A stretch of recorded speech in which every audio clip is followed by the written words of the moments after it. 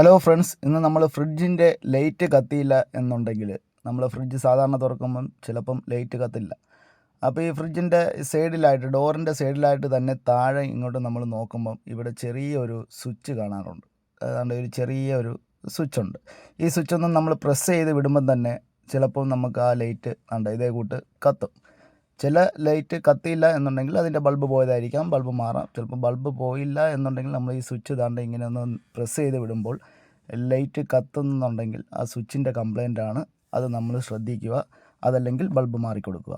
പിന്നെ അതേ കൂട്ട് തന്നെ നമ്മൾ ഫ്രിഡ്ജിൻ്റെ ഫ്രീസർ തുറക്കുമ്പോൾ ഇതേ കൂട്ട് ഐസ് കട്ടയായി, ഭയങ്കരമായ ഐസ് കട്ടയായി ഇങ്ങനെ നിൽക്കും. ചിലപ്പോൾ നമുക്ക് ആ ഡോറ് തുറക്കുവാൻ പോലും പറ്റത്തില്ല. ചിലപ്പോൾ ആ ഡോറ് പൊട്ടി തന്നെ പോകും. കാരണം വെച്ചാൽ അത്രയ്ക്ക് ഐസ് കട്ട് ചെയ്ത് ടൈറ്റായി നിൽക്കുമ്പോൾ ആ ഡോറ് തന്നെ പൊട്ടിപ്പോകാൻ ചാൻസ് ഉണ്ട്.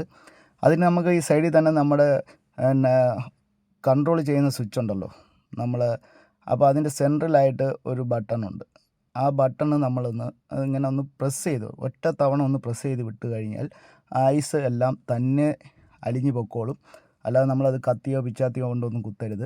പിന്നെ ബാക്കിൽ വെള്ളം ചിലപ്പം അത് നിറയത്തില്ല.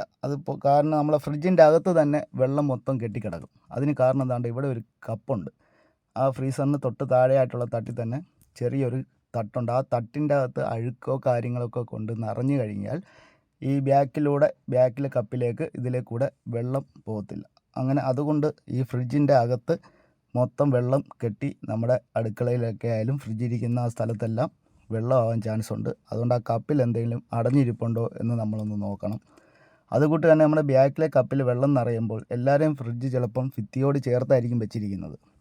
അത് ചിലപ്പോൾ നമുക്കൊന്ന് നീക്കി വെക്കാനോ ഒന്നും പറ്റില്ല. അതുകൊണ്ട് നമ്മൾ ഈ പവർ ഓഫ് ചെയ്തിട്ടാണ് ഇതെല്ലാം ചെയ്യേണ്ടത്. അപ്പം നമ്മൾ ബാക്കിലെ വെള്ളം തൽക്കാലം നമുക്ക് എടുക്കുവാൻ വേണ്ടി ഒരു തുണിയോ എന്തെങ്കിലും ഇട്ട് ഒന്ന് മുക്കി പിഴിഞ്ഞെടുക്കുക. അപ്പം വീഡിയോ ഇഷ്ടമായെങ്കിൽ എല്ലാവരും ഒന്ന് ലൈക്ക് ചെയ്യുക.